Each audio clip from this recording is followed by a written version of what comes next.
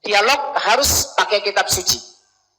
Bukan anarkis tapi dialogis. Satu, Yohanes 17:3 jelas, inilah hidup yang kekal, mengenal satu-satunya Allah yang Esa dan mengenal Yesus Kristus yang sudah engkau utus. Berarti Yesus utusan. Ingat ya? Sama dengan Muhammad dan Rasulullah. Rasul bahasa Arabnya artinya utusan, Pak.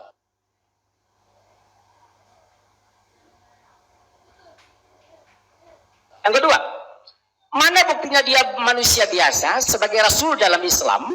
Matius pasal 4 ayat 2. Setelah Yesus berpuasa 40 hari 40 malam maka laparlah ia. Kalau Tuhan mustahil lapar. Makanya kami berpuasa.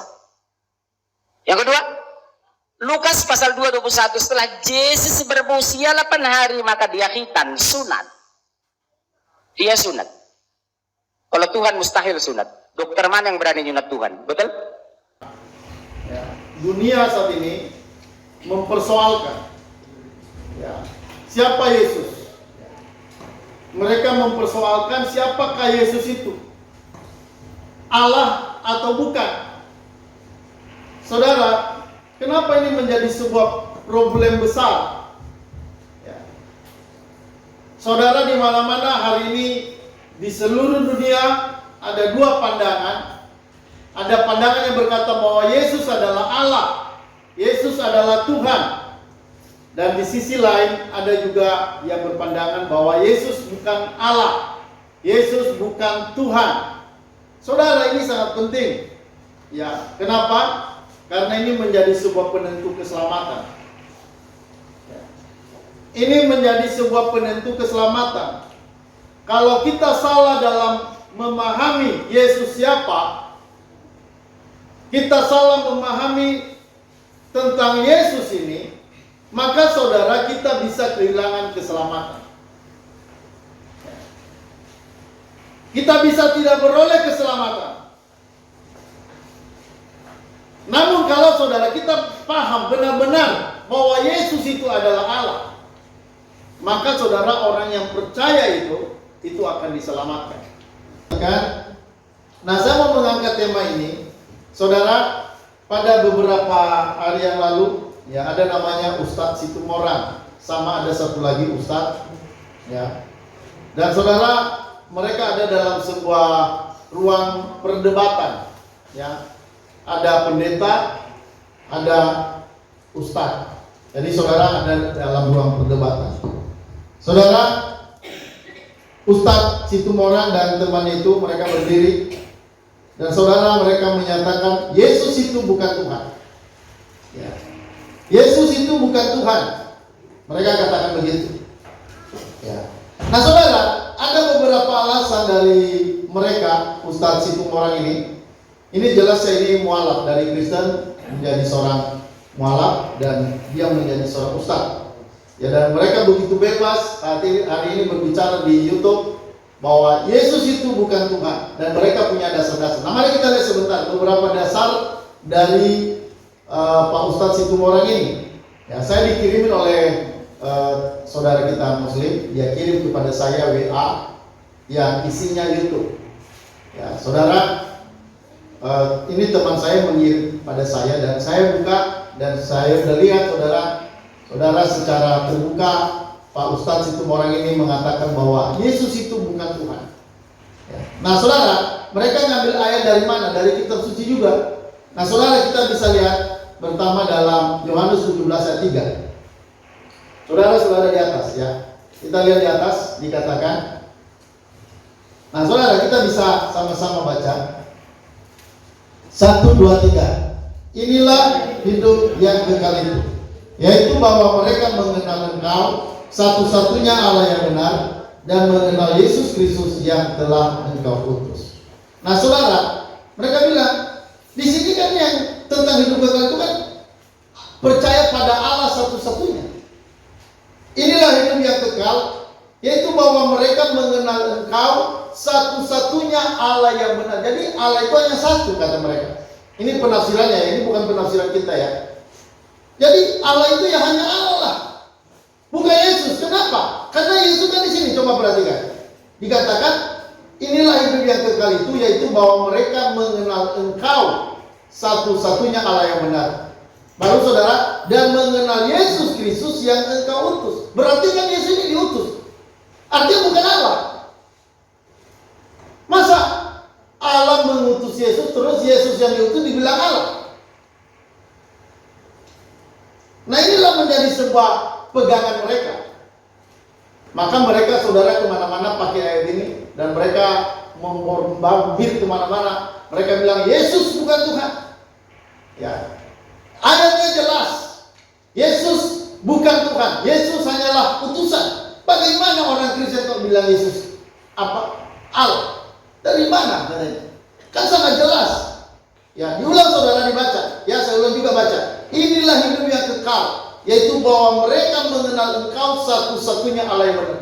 Jadi ada satu Allah katanya. Yang mengutus Yesus itu Allah yang benar itu katanya. Satu-satunya Allah. Lalu Allah yang benar ini mengutus Yesus. Berarti Yesus bukan Allah.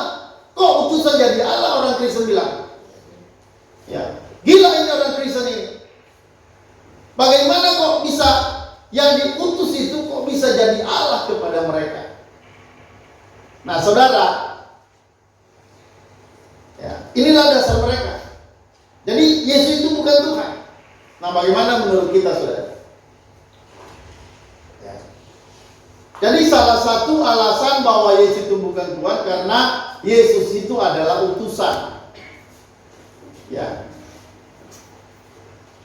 Nah, utusan-utusan itu kan sama seperti para nabi yang lain. Namanya juga utusan. Allah mengutus para nabi. Ya sama juga. Yesus ini kan bukan Allah. Dia sama dengan nabi. Ya. Dia pergi untuk melakukan apa? Kehendak Allah. Jadi saudara, mereka menyangkal keyakinan kita bahwa Yesus itu adalah Allah. Satu poin dari ayat ini. Nah, kita lihat lagi alasan berikutnya. Ada banyak alasan mereka, tapi saya hanya mau menulis beberapa alasan. Ya, saudara, kita melihat karena Yesus itu mengatakan dirinya sebagai nabi. Jadi kok bisa nabi jadi Allah? Nah, kita bisa lihat dalam Matius pasal 13 ayat 57. Kita baca saudara, sama-sama 1, 2, 3. Lalu mereka kecewa dan menolak dia. Maka Yesus berkata kepada mereka, seorang nabi dihormati di mana-mana, kecuali di tempat asalnya sendiri dan di rumahnya. Karena Yesus, ya oke, sampai di situ aja. Nah saudara, di sini Yesus kan lagi memberitakan Injil.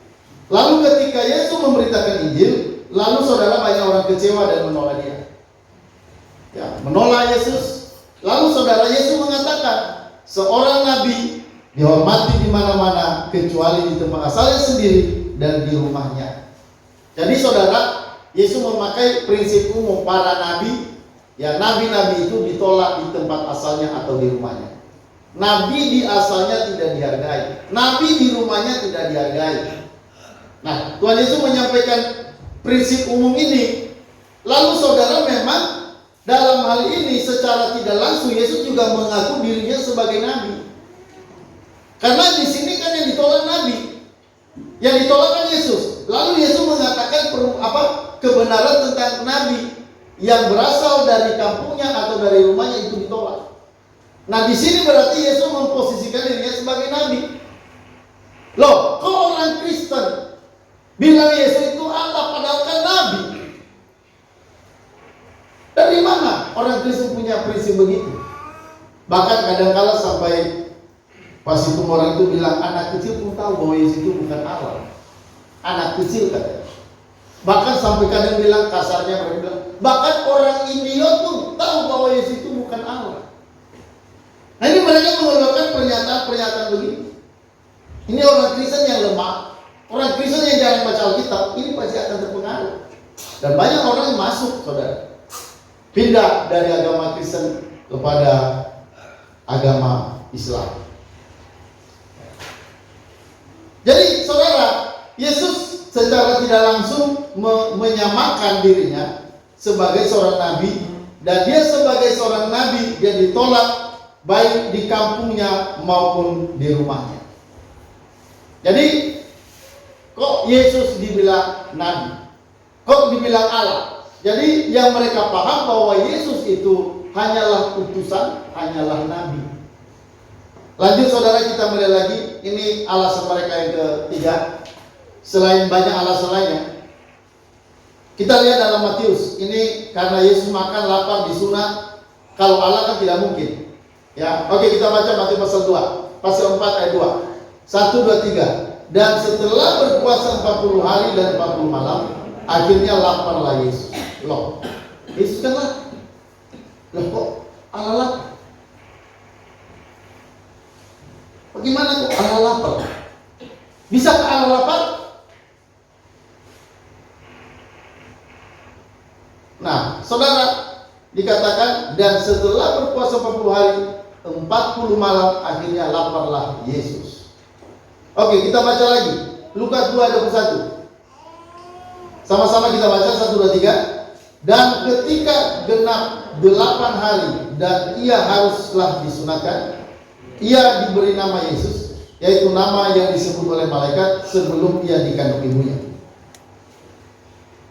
Yesus disunat, dan ketika genap 8 hari dan ia harus disunat, ia diberi nama Yesus. Loh, bikin bingung lagi, tadi lapar, sekarang disunat. Masa Allah disunat? Orang Kristen bilang Yesus itu Allah, orang Kristen bilang itu Yesus Tuhan. Loh, kok disunat? Bagaimana kok Allah disunat? Kok lapar? Bagaimana Allah bisa lapar?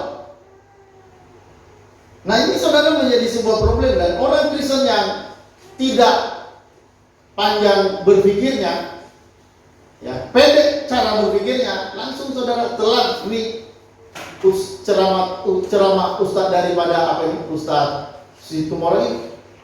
Ya. Tentu ada banyak orang yang mereka bisa tarik dari kekristenan. Dan siapa yang bisa mereka tarik adalah orang-orang yang tidak belajar. Orang-orang yang hanya tahu sedikit, hanya tahu sebagian, lalu saudara mereka terpengaruh dengan ajaran-ajaran Ustaz Pak Situmorang ini. Saudara, itu sebenarnya tidak ada masalah, ya. Tetapi saudara, menjadi persoalan bagi kita, ya. Saudara, apakah memang Yesus itu bukan Allah? Apakah seperti yang disangka mereka bahwa Yesus itu bukan Allah, itu yang benar? Tadi dengan alasan-alasan tadi. Nah saudara, perhatikan baik-baik. Ada problem apa? Kenapa mereka begitu yakin bahwa Yesus itu bukan Tuhan? Saudara, problemnya, perhatikan, problem. Ya, problem daripada kenapa banyak orang menyangka bahwa Yesus itu adalah Yesus Allah, Yesus itu Tuhan. Kenapa banyak orang menolak? Nah saudara, perhatikan, karena mereka, ini problemnya, karena menafsir ayat, ya, tanpa memperhatikan ayat-ayat lain. Ya, jadi ini persoalan. Mereka menafsir ayat tanpa melihat ayat-ayat lain. Artinya saudara, mereka hanya melihat sebagian satu ayat Alkitab atau satu bagian Alkitab yang berbicara tentang kemanusiaan Yesus, lalu mereka tidak melihat hal-hal yang berbicara tentang kealahan Yesus. Jadi saudara, mereka mengambil satu ayat itu atau satu bagian ayat yang berbicara tentang kemanusiaan Yesus, dan mereka melupakan sama sekali tentang kealahan Yesus. Jadi problemnya apa? Problemnya dalam cara menafsir. Mereka menafsir hanya mengambil ayat-ayat tertentu tanpa memperhatikan ayat-ayat lain. Pelanggaran yang mereka buat ini adalah pelanggaran besar. Mereka membuat sebuah pelanggaran dalam penafsiran Alkitab. Mereka tidak melihat Alkitab secara total. Ya saudara, jadi persoalan Pak Ustadz Situmorang yang mengatakan bahwa Yesus bukan Allah dengan alasan tadi, Yesus itu lapar, Yesus itu hanya utusan, Yesus itu adalah nabi, Yesus itu disunat, tidak mungkin Allah. Saudara, mereka hanya melihat sebagian itu, ya, mereka hanya melihat sebagian dari ayat-ayat yang berbicara tentang kemanusiaan Yesus tanpa mereka memperhatikan bagian-bagian lain yang berbicara tentang kealahan Yesus. Jadi problemnya, perhatikan baik-baik, problemnya mereka menafsir ayat-ayat Alkitab tanpa memperhatikan ayat-ayat lain. Jadi dalam prinsip menafsir Alkitab, saudara, dalam penafsiran yang benar, Saudara harus menafsir Alkitab dengan melihat keseluruhan Alkitab. Itu cara penafsiran yang benar. Kalau hanya mengambil satu ayat, pasti akan sesat. Halo, amin? Ya, jadi ini masalahnya, saudara. Sebenarnya semua yang tertulis tadi tentang Yesus diutus, ya, Yesus makan lapar, perhatikan baik-baik, ya, Yesus disunat, ini kan berbicara tentang kemanusiaan. Sementara kan kalau kita lihat nanti Yesus ini siapa? Saudara, kita bisa lihat nanti Yesus ini adalah Allah. Allah yang saudara menjadi manusia. Nah, nanti kan bisa kita lihat di ayat mana itu. Jadi saudara, problemnya ini mereka tidak melihat ayat-ayat yang berbicara tentang Allah Yesus. Mereka hanya menekankan pada kemanusiaan Yesus tanpa melihat tentang Allah Yesus. Jadi saudara, mereka ini sama seperti orang buta. Ya, mereka melihat sebagian tanpa melihat bagian-bagian lain. Ini problem. Padahal Alkitab kita kan itu ada 66 kitab. Ya, ditulis oleh 40 lebih penulis. Nah saudara, karena Alkitab itu adalah sebuah buku yang sangat tebal, semacam buku perpustakaan dengan 66 kitab, maka saudara, kita tidak bisa menafsir sembarangan. Kita tidak bisa hanya mengambil satu bagian tertentu lalu melupakan bagian-bagian lain dalam Alkitab. Maka penafsiran hanya mengambil sebagian ayat Alkitab itu adalah sesat. Nah, kalau saya boleh bilang, Pak Ustadz itu orang ini pikirannya sangat dangkal, pikirannya sangat pendek. Ada istilah itu sumbu pendek. Saudara, dia kenapa? Karena dia hanya melihat sebagian.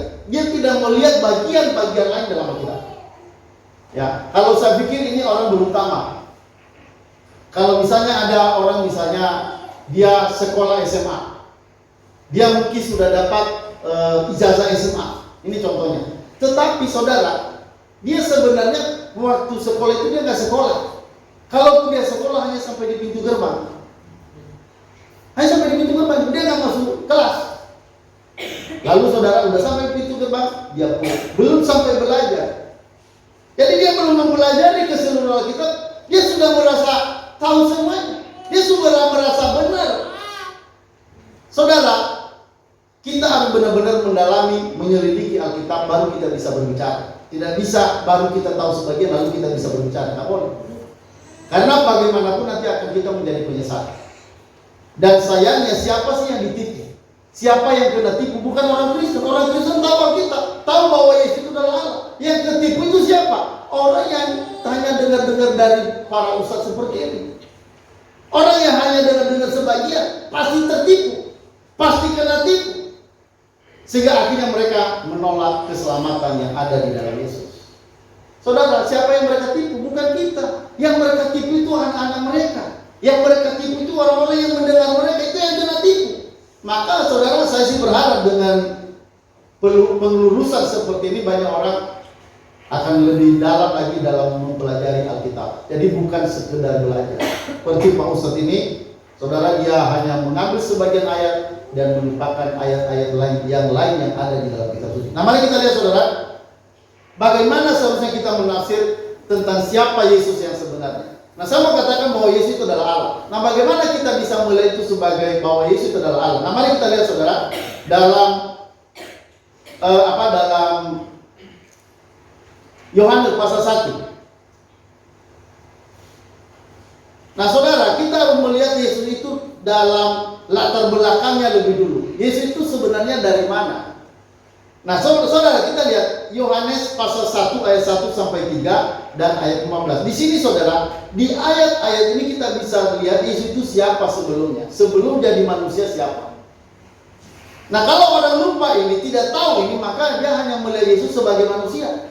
Maka ketika kita bilang Yesus adalah Allah, nanti dia akan langsung berontak. Wah, bodoh amat ini orang. Yesus manusia pun dibilang Allah. Saudara, perhatikan baik-baik. Bukan manusia Yesus yang jadi Allah, bukan. Allah yang jadi manusia.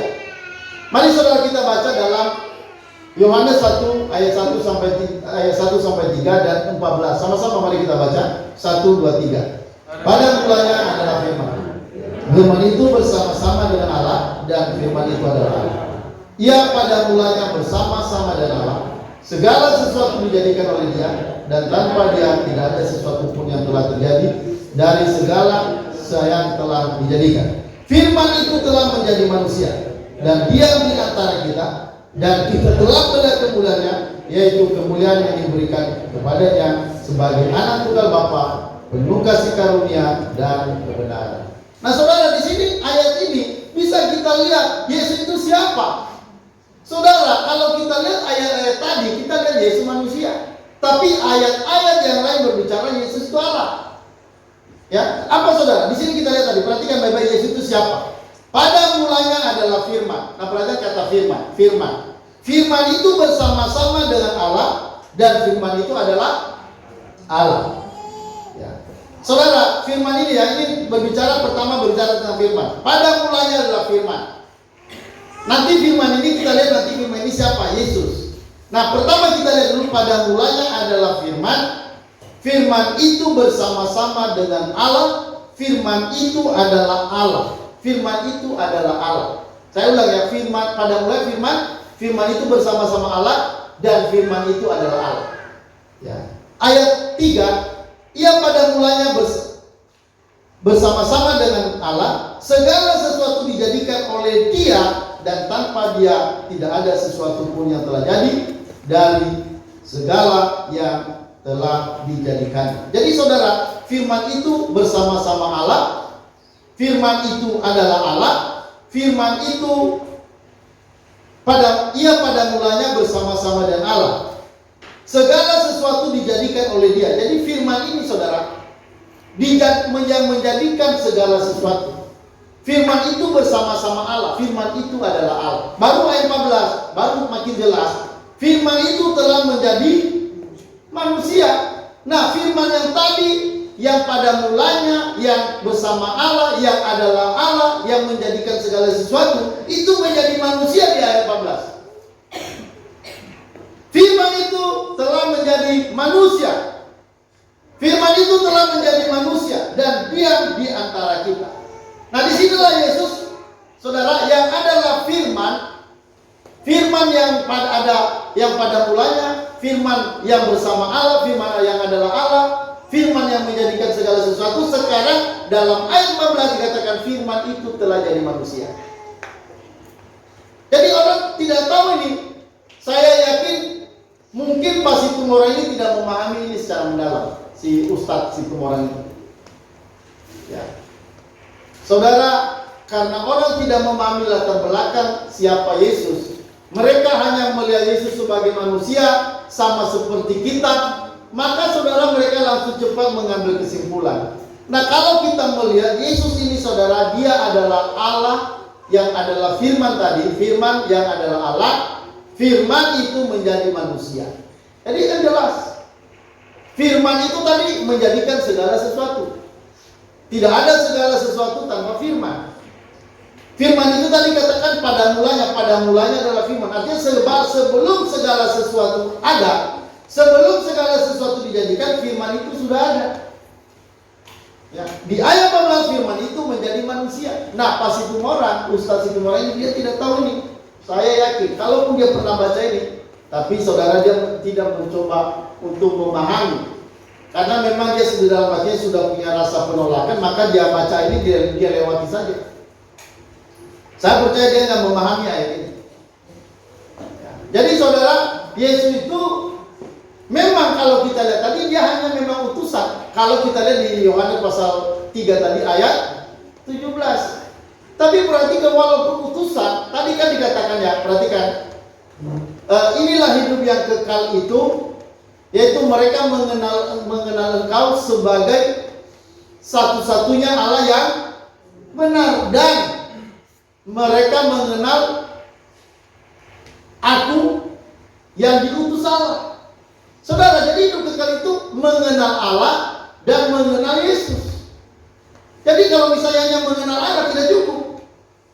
Mengenal Allah dan mengenal Yesus yang diutus oleh Allah. Jadi artinya keselamatan itu hanya bisa lengkap kalau percaya pada Allah, percaya pada Yesus. Yesus ini siapa? Saudara, memang dia sebagai manusia diutus. Dia sebagai pribadi Allah yang kedua, saudara, diutus oleh pribadi Allah yang pertama. Kenapa kalau misalnya Yesus sebagai manusia diutus, lalu karena diutus lalu kita mencap bahwa dia bukan Allah? Kenapa kita mencap dia bukan Allah? Kalau diutus oleh Allah, kenapa kita berkata dia bukan Allah? Kenapa? Karena hanya gara-gara karena dia diutus lalu kita bilang dia bukan Allah kalau diutus. Saudara, Allah itu bisa saling mengutus. Kenapa? Karena Allah itu bukan satu pribadi. Allah itu satu, tapi pribadinya ada 3. Maka karena itu Allah itu bisa saling mengutus. Kenapa? Karena dalam pribadi Allah itu kan ada Allah Bapa, ada Allah Anak, ada Allah Roh Kudus. Saudara, kalau Allah itu hanya satu pribadi, itu bukan Allah yang sempurna. Ingat baik-baik. Kalau Allah itu hanya satu pribadi, itu bukan Allah yang sempurna. Kenapa? Karena sebelum dunia ini ada, bagaimana Allah bisa mengasihi? Allah mengasihi siapa? Kalau dia hanya satu pribadi.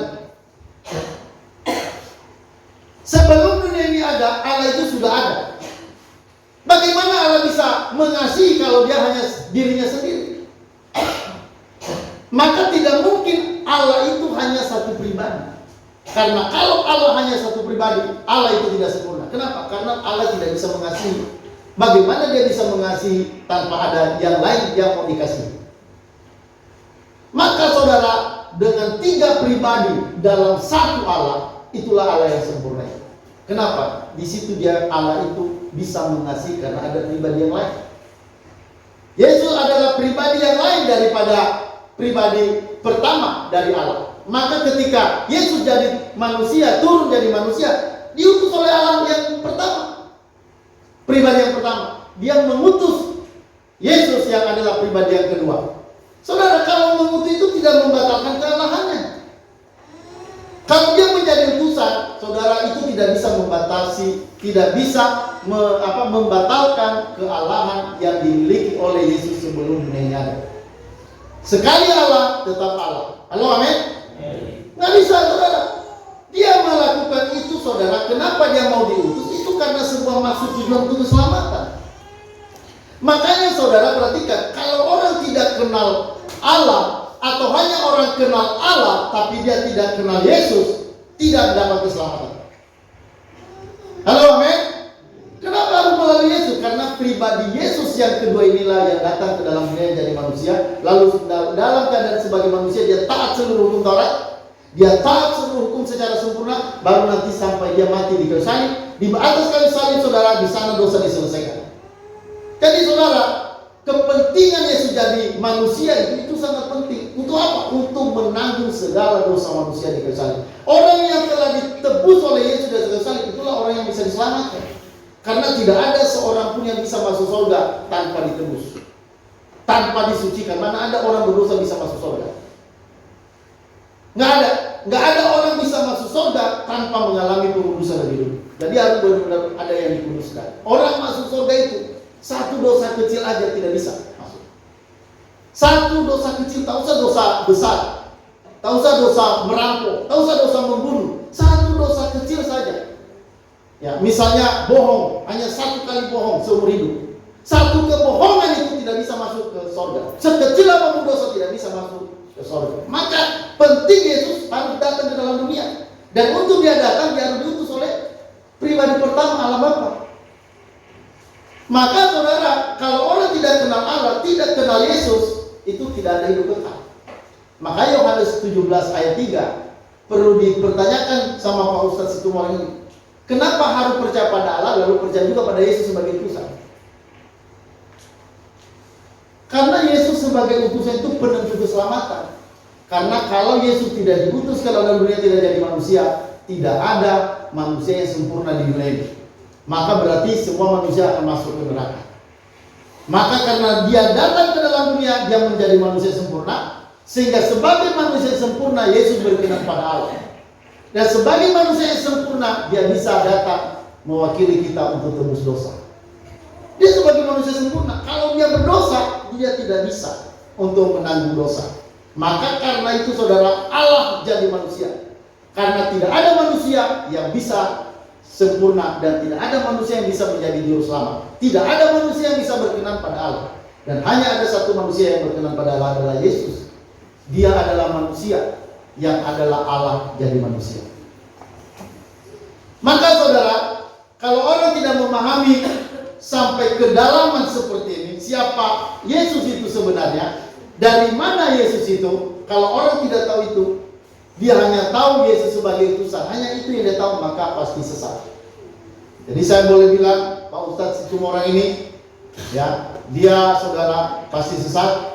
Dan bahkan kalau Pak Ustadz Situmorang ini, kalau dia tidak bertobat, percaya kembali pada Yesus, saya katakan 100% pasti dia akan dibuang ke neraka. Siapa yang mau ikut? Angkat tangan. Nah, ini berarti hanya senyum saja, ya, berarti tidak ada yang mau ikut. Ya, bersyukurlah, jangan ikut Pak Situmorang ini. Ya. Nah, saudara, jadi pemahaman mereka itu hanya melihat sebagian.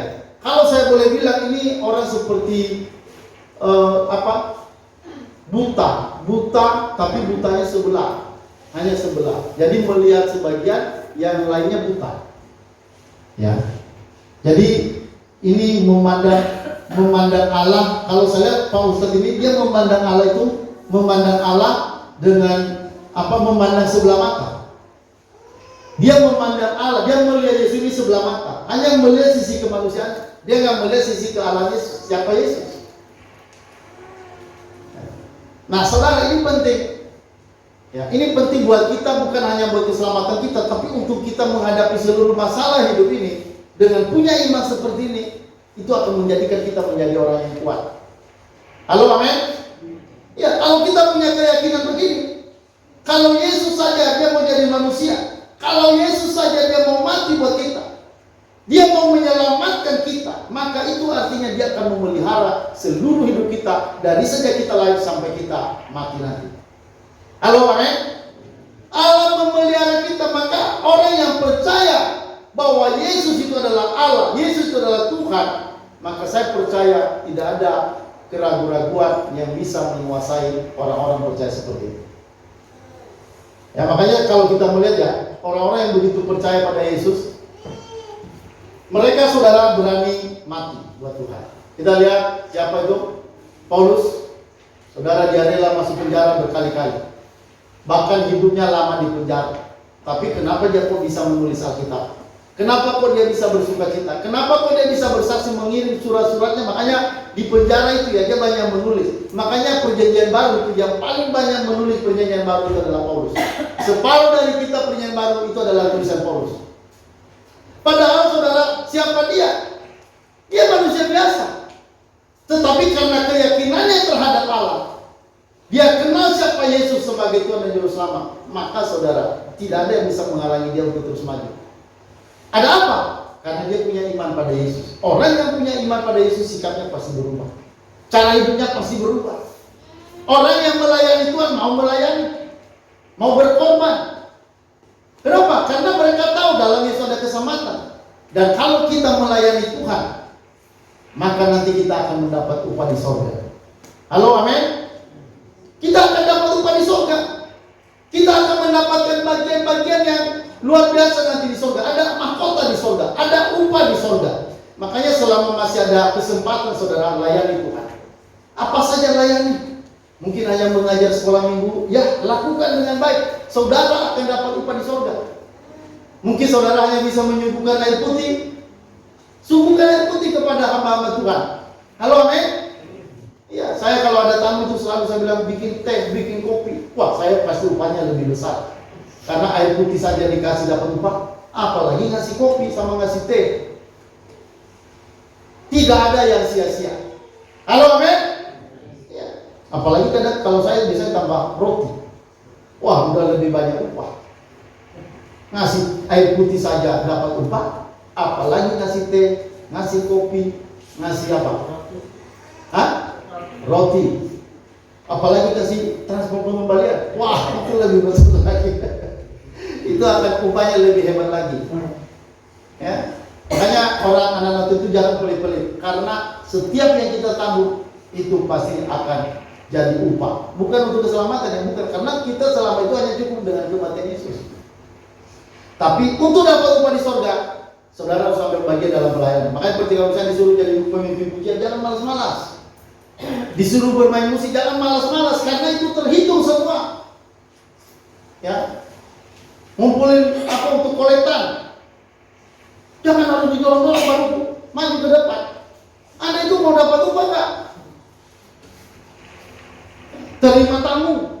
Kadang-kadang gereja kita ini kadang-kadang tamu aja masuk, baru datang mereka bingung mau duduk di mana. Nah kita terima. Ya usahakan misalnya sebagian kita itu pagi-pagi sudah ada di depan pintu, nunggu siapa yang datang. Belajar untuk menerima orang, menyambut tamu. Itu semua adalah bagian-bagian yang akan diperhitungkan di dalam kerajaan Allah. Ingat ya, air putih aja kita beri, itu akan dijadi apa itu akan terhitung jadi upah. Apalagi misalnya mengecat seperti Pak Domi kemarin. Wow, upahnya itu udah berlimpah-limpah. Ya, sama Om Henry sampai naik-naik ke tingkat keberapa itu? Saya aja di bawah, kadang-kadang saya melihatnya merinding. Tapi puji Tuhan, setelah selesai turun, wah saya udah tenang. Aman. Halo, amin? Ya, itu pertaruhan nyawa itu. Sama seperti Paulus itu. Membayangkan bagaimana kalau jatuh?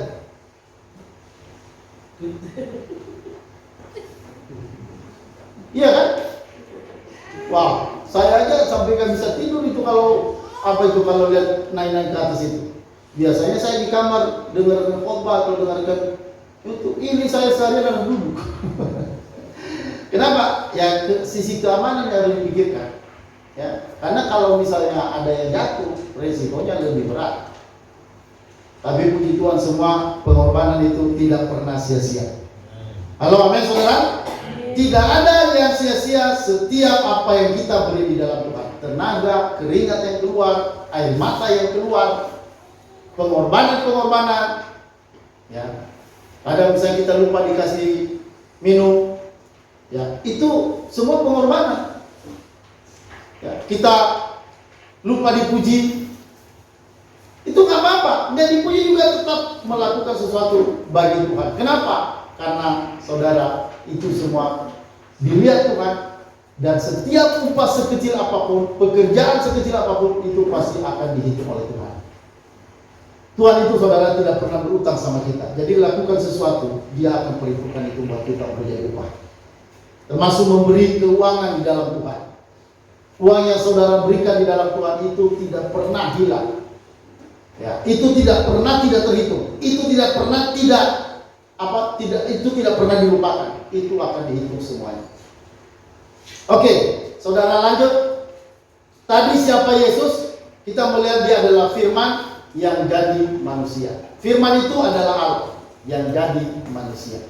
Nah, kalau orang tahu latar belakang Yesus, asal usul Yesus, maka dia pasti tahu sekalipun Yesus jadi manusia, tapi sebenarnya Dia adalah Allah. Ya, makanya orang Kristen yang sudah tahu ini mau digoncang-goncang nggak bisa digoncang. Bahkan orang Kristen yang sudah tahu bahwa Yesus adalah Allah, ketika ada orang mengatakan seperti Ustaz si semua ini, Yesus itu bukan Tuhan, pasti orang Kristen yang tahu itu ketawa dalam hati. Loh, kamu ini siapa? Pasti orang berpikir, wah ini si Ustaz si semua ini belum tamat. Ya.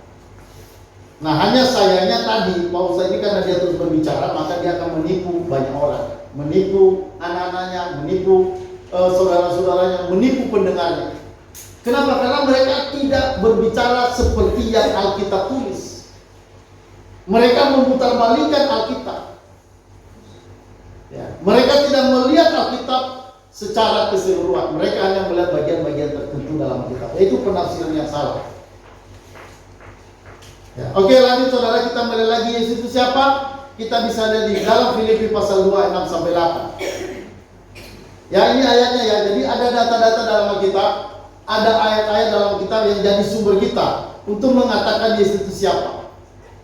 Ya, oke, mari kita lihat Filipi 2 6 sampai 8. Kita baca sama-sama. 1 2 3. Yang walaupun dalam rupa Allah tidak menganggap kesetaraan dengan Allah itu sebagai milik yang harus dipertahankan, melainkan telah mengosongkan dirinya sendiri dan mengambil rupa seorang hamba dan menjadi sama dengan manusia. Dan dalam keadaannya sebagai manusia, ia telah merendahkan dirinya dan taat sampai mati, bahkan sampai mati di kayu salib. Ya, yang walaupun dalam rupa Allah. Jadi Yesus itu siapa? Dia ada dalam rupa Allah. Ya, dikatakan tidak menganggap kesetaraan dengan Allah itu sebagai milik yang harus dipertahankan. Saudara, dia Allah, dia rupa Allah, tapi dia tidak mempertahankan ya kesetaraannya dengan Allah itu dikatakan sebagai milik yang harus dipertahankan, melainkan telah mengosongkan dirinya dan mengambil rupa seorang hamba dan menjadi sama dengan manusia. Jadi saudara, Yesus itu adalah Allah, rupa Allah. Ya, dia Allah mengosongkan diri dikatakan. Saudara, untuk menjadi hamba, menjadi sama dengan manusia. Jadi bukan manusia jadi Allah, bukan. Allah yang jadi manusia. Kalau Allah jadi manusia tidak masalah. Kalau manusia jadi Allah itu yang salah. Mana mungkin ada manusia bisa jadi Allah. Tapi kalau Allah jadi manusia itu tidak ada yang salah. Salah apa kalau Allah menjadi manusia? Dia bisa menciptakan langit dan bumi. Dia bisa menciptakan burung-burung di darat. Dia bisa menciptakan benda-benda langit penerang. Dia bisa menciptakan gunung-gunung lautan. Apa yang susah bagi Allah untuk jadi manusia? Apa yang tidak bisa bagi Allah untuk jadi manusia? Saudara, bisa bagi Allah, bisa, apalagi untuk tujuan penyelamatan. Tidak ada masalah. Dan inilah rencana Allah yang banyak orang tidak tahu. Ya. Jadi saudara, dikatakan yang walaupun dalam rupa Allah, jadi Yesus ini rupa Allah, tidak menganggap kesetaraan dengan Allah itu sebagai milik yang harus dipertahankan. Dia tidak menganggap kesetaraan itu sebagai milik yang harus dipertahankan. Artinya dia mau turun. Dia mau turun, saudara, dikatakan melainkan telah mengosongkan dirinya sendiri, mengambil rupa seorang hamba. Tadi rupa Allah, sekarang dia jadi rupa hamba. Dan mengambil rupa seorang hamba dan menjadi sama dengan manusia. Makanya kan kelahiran Yesus kan beda dengan kita. Yesus lahir dari seorang perawan. Kalau kita, ada nggak yang lahir dari perawan? Nggak ada kita yang lahir dari perawan. Ya, saudara, Yesus kenapa dia lahir dari seorang perawan? Karena memang dia Allah. Ya, oleh kuasa Roh Kudus, saudara, Allah meminjam rahimnya Maria untuk mengandung Yesus, lalu menjadi manusia. Apa yang susah bagi Allah untuk melakukan ini? Tidak ada. Jadi Yesus itu siapa? Dia Allah yang jadi manusia. Dia Allah mengambil rupa seorang hamba. Dia rupa Allah menjadi rupa hamba, menjadi sama dengan manusia. Jadi sangat jelas, dia bukan manusia jadi Allah, tapi dia Allah yang jadi manusia. Makanya kenapa kita menyembah Yesus? Saudara, bukan kita menyembah kemanusiaannya, kita menyembah kealahannya. Karena dia dari sana Allah. Allah itu tidak pernah berkurang jadi Allah. Allah itu tidak pernah tidak jadi Allah, tidak pernah berubah menjadi siapapun. Dia Allah tetap sama. Tapi saudara, dia mengambil rupa sebagai manusia. Artinya dia ketambahan kemanusiaan, bukan berubah jadi Allah menjadi berubah manusia, hilang kealahannya, tidak. Bukan seperti itu. Kealahannya tetap ketika dia jadi manusia. Berarti ketika dia jadi manusia, berarti Allah dan manusia bergabung, bersatu di dalam satu pribadi. Itulah pribadi Yesus. Maka saudara, orang Kristen punya kepercayaan Yesus itu adalah Allah 100% dan manusia 100%. Nah, kalau pas itu orang tahu nih, mudah-mudahan dia tahu, dan ya kita berharap dia bertobat. Ya, jadi saudara, Yesus menjadi manusia. Ya, dia adalah Allah yang jadi manusia. Kalau orang tahu ini, saya percaya mereka tidak akan menyangkal kesalahan Yesus. Tapi kalau orang tidak tahu ini, mereka akan menyangkal kesalahannya dan mereka hanya menerima Yesus sebagai manusia. Mereka hanya percaya Yesus sebagai nabi. Mereka percaya Yesus sebagai orang suci, hanya percaya di situ, tapi mereka tidak pernah percaya bahwa Yesus itu adalah Allah. Oke, lanjut saudara. Ini ayat terakhir kita ambil. Sama-sama kita baca. 1 Timotius 3:16, 1, 2, 3. Dan sesungguhnya agunglah rahasia ibadah kita, Dia yang telah menyatakan dirinya dalam rupa manusia, dibenarkan dalam roh, yang menampakkan dirinya kepada malaikat-malaikat, diberitakan di antara bangsa-bangsa tidak mengenal Allah, yang dipercayai di dalam rupa dunia, diangkat dalam kemuliaan. Saudara, perhatikan baik-baik. Dan sesungguhnya agunglah rahasia ibadah kita. Nah, inilah rahasia ibadah Kristen itu apa? Halo? Saudara, ini rahasia ibadahnya. Dia di sini Yesus yang telah menyatakan diri dalam rupa manusia. Coba kita bilang manusia, misalnya katakan si Didin misalnya. Ya, coba kita bilang, wah, agunglah rahasia Didin jadi manusia. Kan tidak ada. Tidak ada yang kita bisa bilang agung rahasia Didin jadi manusia, mengambil rupa jadi manusia. Tidak. Saudara, yang mengambil rupa ini adalah Allah. Allah yang mengambil rupa manusia. Inilah rahasia ibadah itu. Makanya kalau rahasia ibadah ini ditolak oleh orang-orang itu sebenarnya sebuah kerugian besar. Mereka tidak tahu rahasia Allah. Mereka tidak tahu bagaimana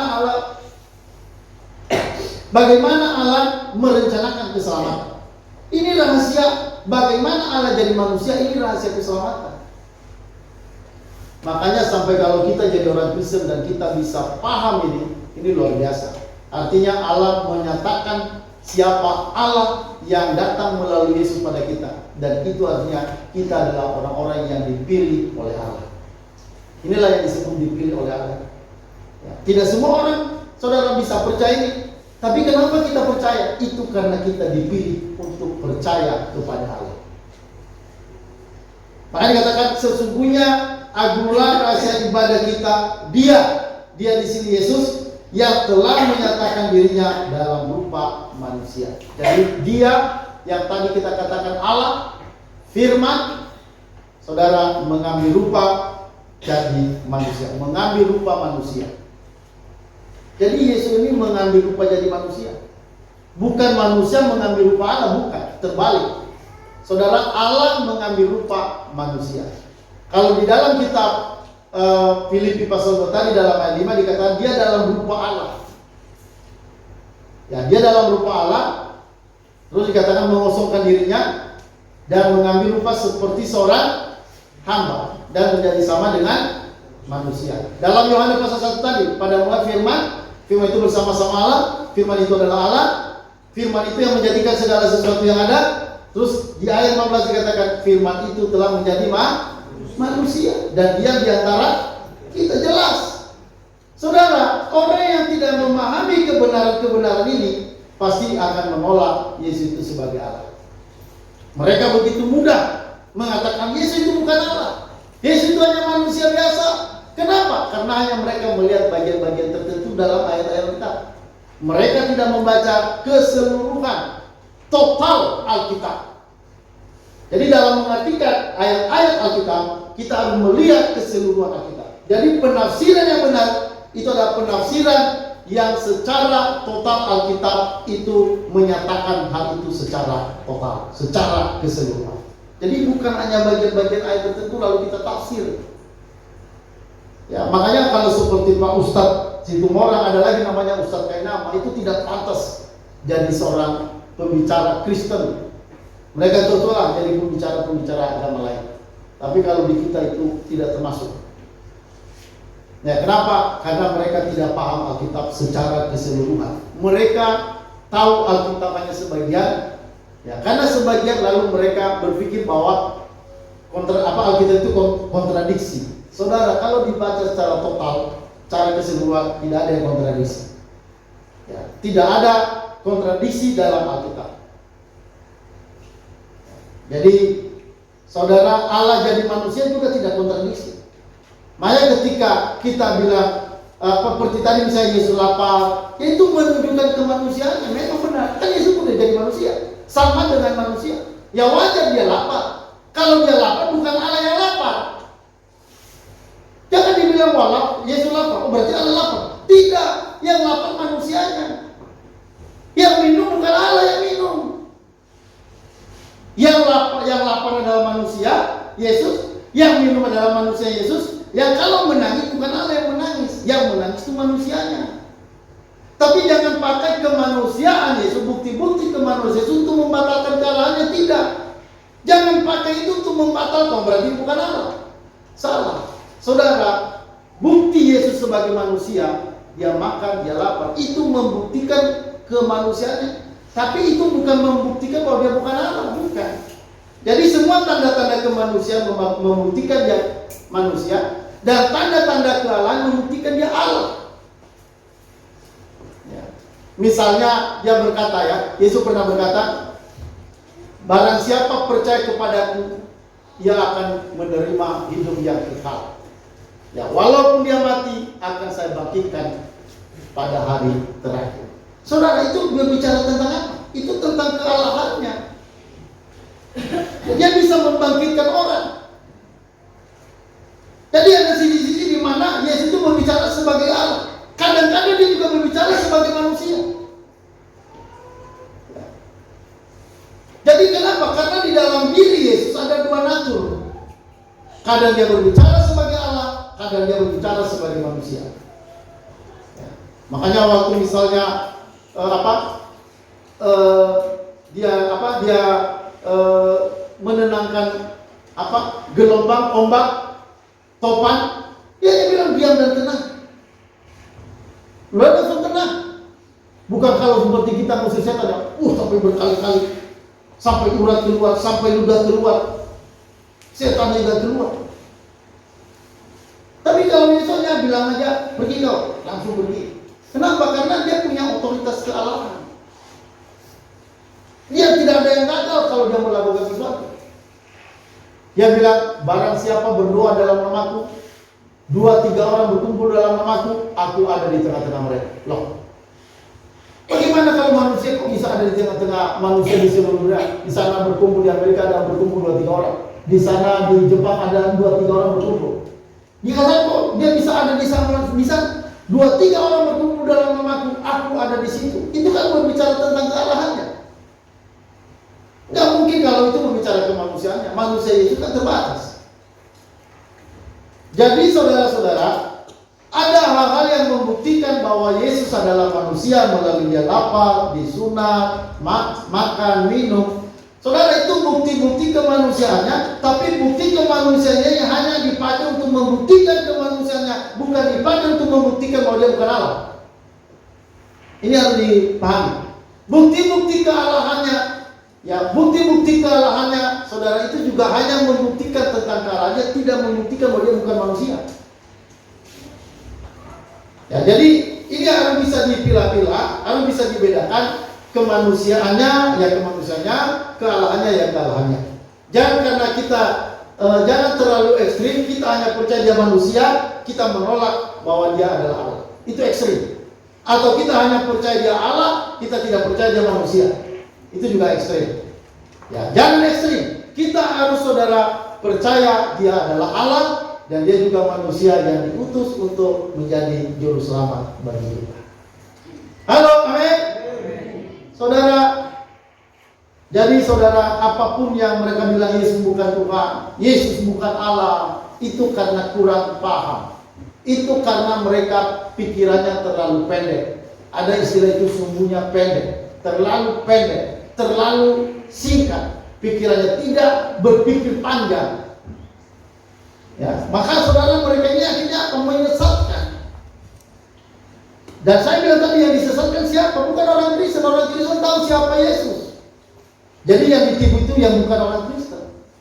Makanya sayang kalau mereka menipu saudara-saudara mereka. Sayang kalau mereka menipu kaumnya. Sayang itu. Ya. Jadi saudara-saudara, ini harus benar-benar kita pahami ini, dan berita ini sampaikan terus kemana-mana. Kalau ada saudara-saudara kita yang kurang percaya, teruskan. Sampaikan kepada dia lewat WA, lewat Facebook, sampaikan. Saudara, pakai waktu yang ada untuk memberitakan kebenaran. Ya, karena kita ada, saudara, sebagai saksi-saksi Kristus dalam dunia. Kalau saudara diselamatkan, itu artinya saudara juga dipakai untuk menjadi saksi keselamatan. Ya, jadi mari saudara-saudara, kita pergunakan waktu yang ada, karena waktu kita ini singkat. Ya, waktu kita singkat, tidak terlalu lama. Ya, saudara, ada teman kemarin, ya, teman pendeta, anaknya meninggal. Baru tamat kuliah, udah dapat ijazah, saudara langsung meninggal. Ya, saudara, waktu singkat.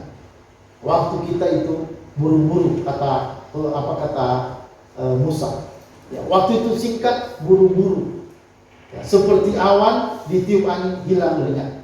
Waktu kita itu singkat. Maka kalau saudara tidak melakukan sesuatu karya di dalam dunia selama masih hidup, saudara nanti bagaimana saudara menghadap Allah? Saudara dengan tangan kosong datang di hadapan Allah. Jangan. Saudara lakukan segala sesuatu untuk melayani orang lain hari-hari ini. Saudara, pada akhirnya kita semua akan kembali jadi debu tanah. Ya, pada akhirnya kita akan kembali jadi debu tanah dan roh kita akan menghadap kepada Allah. Jadi saudara, sekali lagi, jangan sia-siakan waktu yang ada, jangan sia-siakan kesempatan yang ada, pergunakanlah waktu yang ada. Pakai semua untuk kemuliaan nama Tuhan. Oke saudara, itu aja firman Tuhan yang kita bisa dengarkan pada kesempatan ini.